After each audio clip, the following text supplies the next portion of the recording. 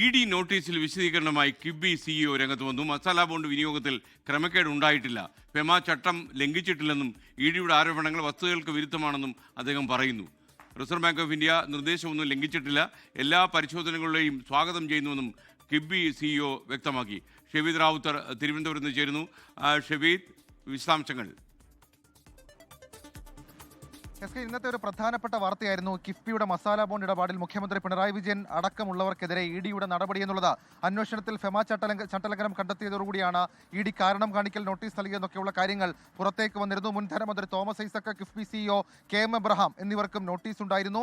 ശനിയാഴ്ചയായിരുന്നു ഈ നോട്ടീസ് നൽകിയത്. 3 വർഷത്തിലേറെ നീണ്ട അന്വേഷണത്തിനൊടുവിലാണ് ED അഡ്ജുഡിക്കേറ്റിംഗ് അതോറിറ്റി മുൻപാകെ കംപ്ലൈന്റ് സമർപ്പിച്ചതെന്നൊക്കെയുള്ള വിവരങ്ങൾ ഇന്ന് ചർച്ചയായത്. എന്നാൽ ഈ വിഷയത്തിൽ ഇപ്പോൾ കിഫ്ബി CEOയുടെ ഔദ്യോഗികമായ ഒരു വിശദീകരണം കിഫ്ബിയുടെ ഔദ്യോഗിക ഫേസ്ബുക്ക് പോസ്റ്റിൽ വന്നിരിക്കുന്നു എന്നുള്ളതാണ് ഏറ്റവും പ്രധാനപ്പെട്ട കാര്യം.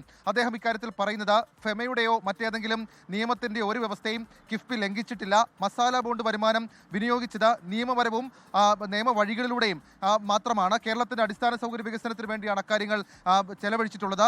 EDയുടെ കാരണം കാണിക്കൽ നോട്ടീസിലെ ആരോപണങ്ങൾ അത് തെറ്റായ വിവരങ്ങളാണ്. അവർ നിരത്തിയിരിക്കുന്നത് തെറ്റായ കണക്കുകളാണ്. മാത്രമല്ല വസ്തുതകളെ തെറ്റായി കാണിച്ചുകൊണ്ടാണ് ED നോട്ടീസ് അയച്ചിരിക്കുന്നത് എന്നുള്ള കാര്യം കൂടി ഇതുമായി ബന്ധപ്പെട്ട കിഫ്ബി CEO വ്യക്തമാക്കുന്നു എന്നുള്ളതാണ് ഏറ്റവും പ്രധാനപ്പെട്ട കാര്യം. മറ്റു ചില കാര്യങ്ങൾ കൂടി അദ്ദേഹം ഇക്കാര്യത്തിൽ പറയുന്നുണ്ട്. അതിൽ ഏറ്റവും പ്രധാനം നിയമാനുസൃതമായ ഏത് പരിശോധനയും നേരിടാൻ കിഫ്ബി തയ്യാറാണ്. ഒന്നും മറയ്ക്കാനും ഒന്നും പ്രതിരോധിക്കാനുമില്ല. നിയമത്തിന്റെ അടിസ്ഥാനത്തിലും കേരളത്തിന്റെ വികസന താല്പര്യവും മാത്രമാണ് കിഫ്ബിയുടെ ലക്ഷ്യം. മസാല ബോണ്ട് അടക്കമുള്ള കാര്യങ്ങൾ, അതായത് മസാല ബോണ്ട് വിനിയോഗത്തിൽ ഏതെങ്കിലും തരത്തിലുള്ള ക്രമക്കേടുണ്ട് എന്ന തങ്ങളുടെ പക്കലുള്ള കണക്കുകൾ ഇല്ല എന്നൊക്കെയുള്ള കാര്യങ്ങൾ പറയുന്നുണ്ട്. കേരളത്തിലെ ജനങ്ങൾ ഈ സർക്കാരിലും കിഫ്ബിയുടെ അടിസ്ഥാന സൗകര്യ വികസനങ്ങളിലും വിശ്വാസം അർപ്പിച്ചിട്ടുണ്ട്. തെറ്റായ ആരോപണങ്ങൾ കൊണ്ട് അത്തരം വികസനങ്ങളെ മുരടിപ്പിക്കാൻ കഴിയില്ല. അന്വേഷണങ്ങൾ സംസ്ഥാനത്തിന്റെ പുരോഗതിയെ തടസ്സപ്പെടുത്താൻ അനുവദിക്കില്ല.